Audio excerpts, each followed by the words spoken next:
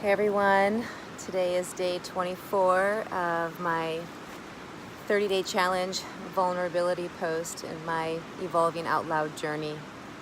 And another day of bliss in nature. As you can see, I'm in a really beautiful place. I'm down camping by the river.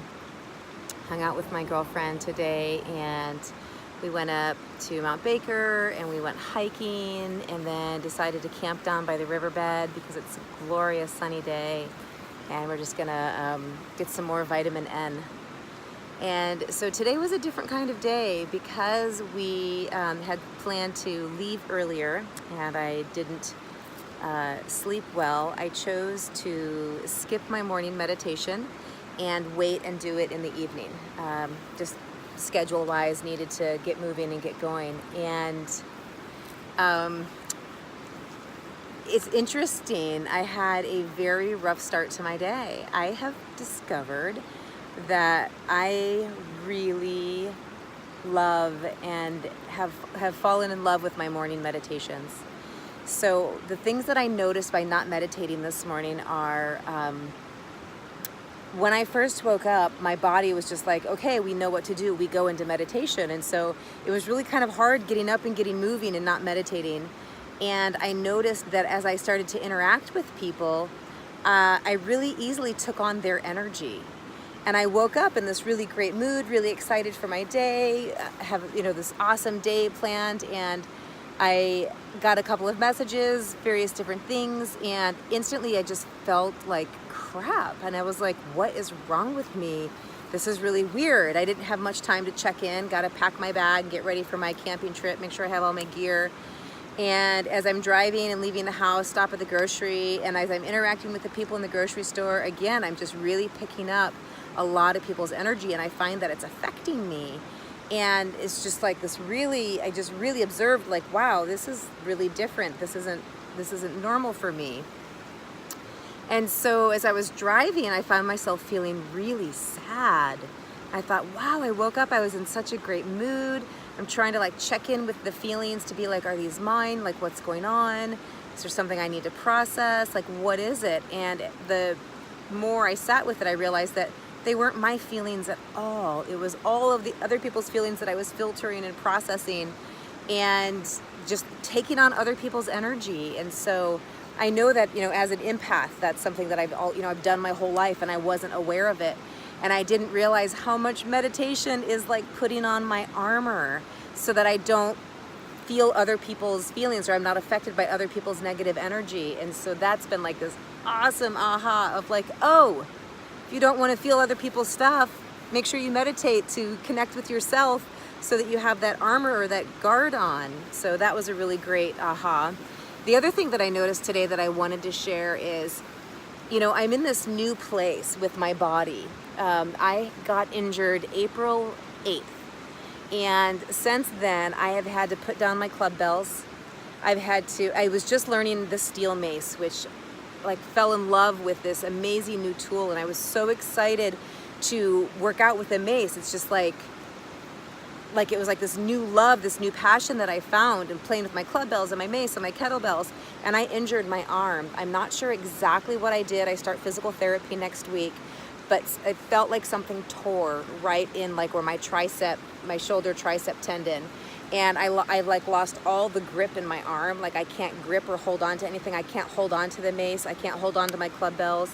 I actually have a hard time zipping up my coat or picking up a cup of coffee. It's just like this whole new thing. And then I've done a couple of different therapies on it, but I just don't know what it is. But the result is that I can't do my normal exercise, and it has been devastating because I realize how attached I am to my identity through my fitness.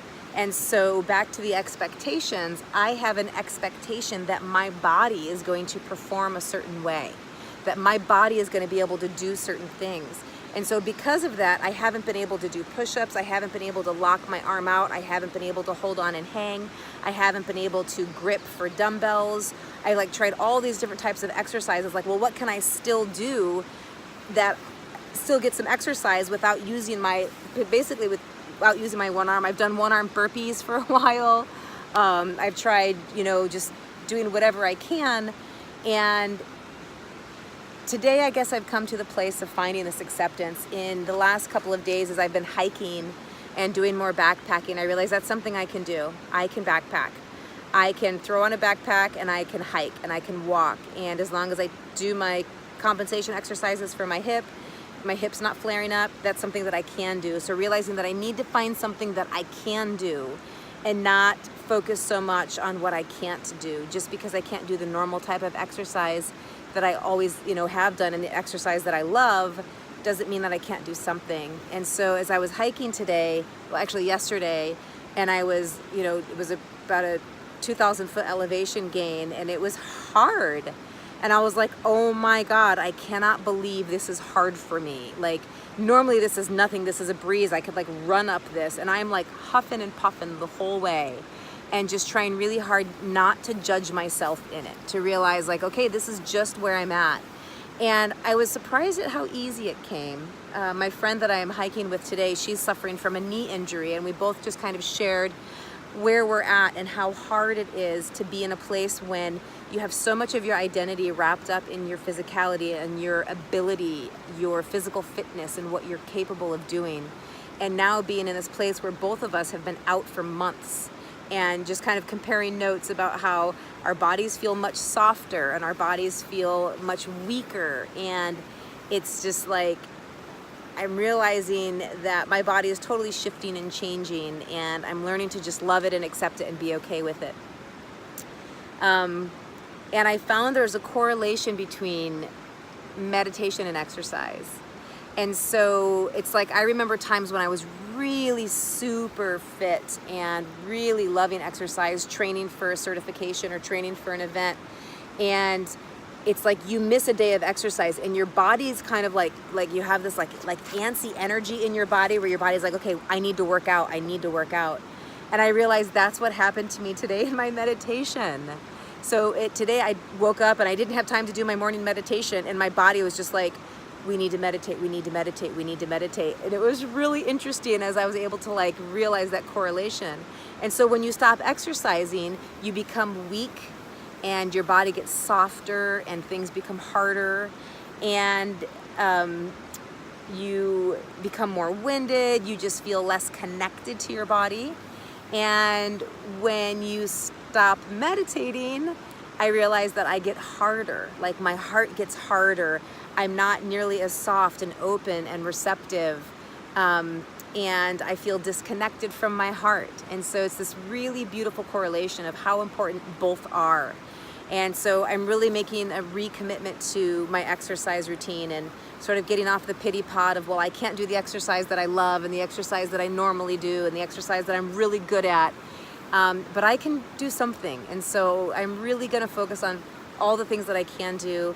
I love being out here in nature, and so I'm going to try and spend every weekend doing some sort of hike. I live in the Pacific Northwest where the hikes here are incredible.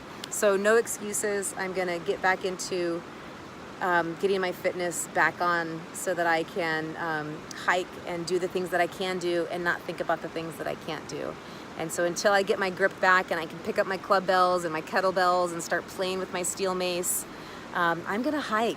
And it's also like meditation, and it feels incredible. So those are my ahas today of the correlation between exercise and meditation and just doing all of the things that your body requires, all the things that your body loves that make you feel more connected to you. So more connected to my heart through my meditation and my journaling practice, and more connected to my body through my physical fitness practice. And so that's what I want to help people do. That's where I'm going to take my personal training and my fitness background, mix it in with my life coaching, and just like really help people find both that mental, emotional, physical, spiritual connection. So I'm excited that I'm in this place of really fully experiencing that. So there it is, day 24 complete. I hope you have an awesome weekend. Ciao.